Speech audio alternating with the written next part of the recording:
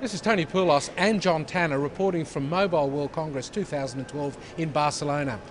I've managed to catch hold of John just to find out what the hot issues are being brought up at this particular event. And we thought we'd do it in the backdrop of the press room here. Not many people see what the media centre looks like at Mobile World Congress, but it's absolutely packed with journalists.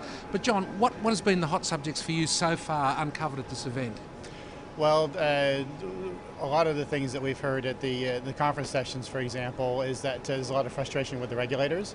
CEO of Vodafone was saying yesterday during the opening keynotes that the regulators are really inhibiting a lot of the ideas that they have for growth, and that they really need to kind of stop being on autopilot and actually look seriously at what the mobile operators are doing and what they need in order to do that, in order to grow the industry and all the benefits that comes with that. It's kind of an old message. I think he said the same thing here last year, but it's one that bears repeating. And also the CEO of Deutsche Telekom said something similar at the sessions this morning, that regulators really need to look more closely at what operators are doing and what they need to do, and not just put things in for the heck of it, and also stop charging them so much money for spectrum. We're seeing a lot of talk and discussion around the OTT players, and a lot of them are actually here and contributing to sessions. Have you picked anything up from those particular sessions?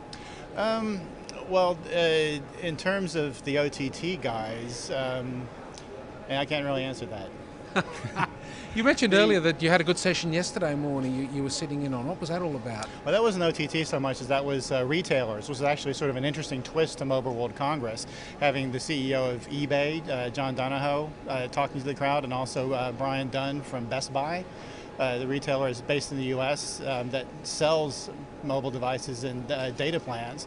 And Dunn's message to operators, or to the mobile industry, was very sharp and very direct, which is saying that if you really want the idea of the connected consumer, people who are using mobile as the centerpiece of their shopping habits and how that's being transformed, and the potentials for operators and the revenue opportunities and so on, you've got to do a couple of things. One, you need to stop locking devices, because that takes away consumer choice. And he also said that if you have to switch from unlimited data plans to tiered cap data plans, you've got to make them more understandable and more sellable, because customers don't understand the value for that. And if you don't take the time to explain it to them, then that's also going to inhibit growth as well.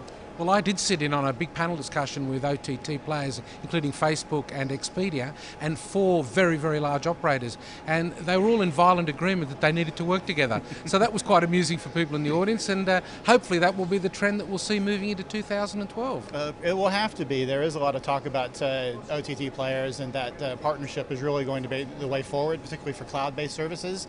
Operators know that they can't do it all themselves, and the partnership opportunities are there. The trick is for operators to understand where they fit in that value chain, which tends to come into connectivity, QoS, quality of experience, and so on, and billing and so forth. These are the things that they can bring to the OTT players and say, look, we can help you do this even better. And the OTT players kind of understand that. It's just a question of coming to terms. And making it work. And John, making it work. Thanks for spending some time with me. I know that you've got another few sessions to hit right now, so we'll try and catch up with you again tomorrow. Thank you. Good luck with that. Thanks.